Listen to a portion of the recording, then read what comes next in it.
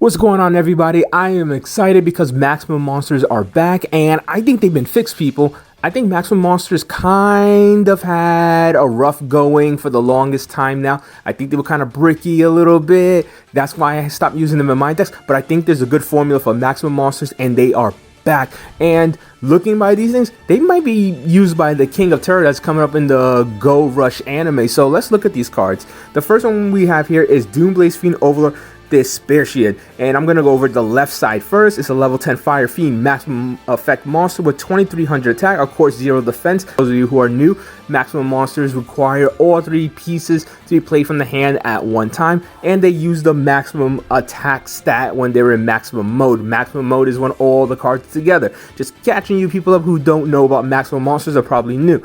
So the requirement, the attack is 2300 attack, as I said before, and defense is 0, but the requirement for the effect is none. It just has a continuous effect. This card can't be destroyed by your opponent's trap cards. That sounds pretty familiar for maximum monsters, but you don't need to be in maximum mode to use this effect. That's just his natural effect. Then its next effect, if this card is in maximum mode, also this card can't be destroyed by the effects of the opponent's spell cards. Now you see why I'm talking about they fix maximum monsters. Each of the individual pieces on this boss monster actually work as boss monsters. Each piece can actually do something, but they get something extra for being in maximum mode, not making them pretty much high-level vanilla monsters in your hand without actually being vanilla monsters, because if they actually were normal monsters, they could actually use the support for normal monsters. So this is actually pretty cool. Let's look at the middle side. So it's a level 10 Fire Fiend maximum effect monster. The maximum attack stat is 4000. So when it's in maximum mode, the attack points will be 4000. We only seen this on your Drago, so now this is tied with your Drago as the strongest maximum monsters. Its attack normally is 2500, with its defense is 0. And of course, you can maximum summon this card with the left and right side by playing it straight from your hand. That's what it has here on the effect. Like, again, if you don't know about maximum monsters, you need to have all 3 of them in your hand to play it. But the requirement for the effect is you can set 2 maximum monsters from your hand to the graveyard to activate it. Effect: choose and destroy 1 monster your opponent controls. If this card is in maximum mode, you draw 2 cards. So again, even if this card was just played on the field, it'll have 2500 attack, and it has the ability to destroy any monster by discarding 2 maximum monsters. But if you're in maximum mode, you're also going to get the benefit of drawing 2 cards. Like I said, each of these pieces are a boss monster on its own, but they have benefits of being in maximum that give you extra effects. That's incredible. They probably should have did that from the beginning, making all the pieces valuable on their own, and then maximum mode makes them even better. This is why I'm saying they actually fix maximum monsters. You can just play out any one of these cards and they'll actually do something. Now let's go over to the right side. It's going to be a level 10 Fire Fiend maximum effect monster, of course, 2200 attack, 0 defense. The requirement is none, and the effect is neither play can special summon level 7 monsters from the hand or graveyard. If this card is in maximum mode, also your opponent cannot set monsters from their hand. Okay, so one thing about maximum monsters is you can only attack with that monster. That's it. You only get a single attack. So if your opponent's hiding on defense mode, you needed things like piercing and tension max in order to actually be able to do damage. Now, now this card just says your opponent can't even set monsters from the hand. So they have to put things out in attack mode so they can take damage from the big 4000 beater right here. Also, your opponent can't special summon level 7 monsters from the hand or graveyard. Yeah, Thunderbolt and Gate Order decks are pretty much going to suffer because this card, because that's their whole entire deal. I pretty much think this card is valuable on its own, and at the same time, it destroys the top meta decks as well. It's ridiculous. Now, we're going to go over another maximum monster. This is also part of the Blaze Fiends. Like I said, this looks like it's going to be an archetype that's going to actually belong to the King of Terror in the actual anime. At least that's what I'm guessing. If it's true, then you heard it from me first. So we're going to go over all 3 pieces, and that's going to be Blaze Overlords Belusatroth. That looks like it's the combination of Beelzebub, Lucifer, and Astaroth. I've been playing a lot of seven Deadly Sins Ecstasy on my phone, so I have all these demon princes names kind of memorized at the point.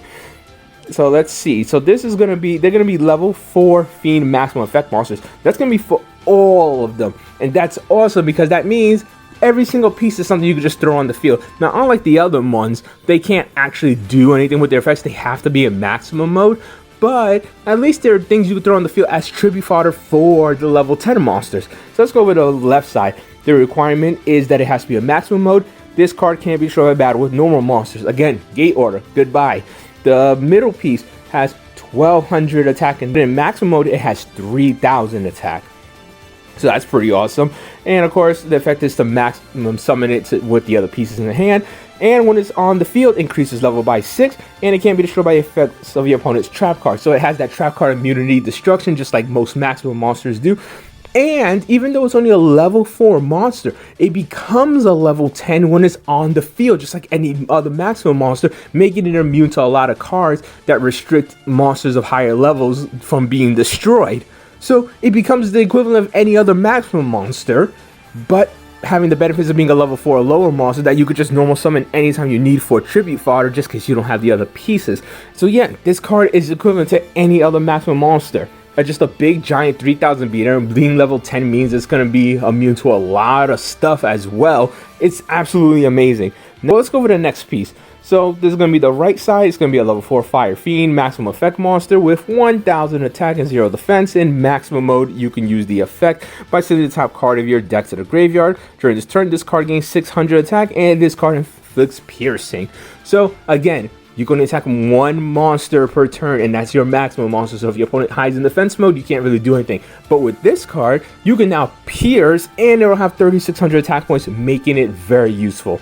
Now there's actually some smaller monsters that actually support the deck. Now this is the Guide of the Blaze Fiends, a level 4 Fiend fire effect monster with 0 attack and 1000 defense. And its effect is if you control no other monsters, you can activate this effect. Choose one level 4 or lower maximum monster in your graveyard, special summon to your field face up.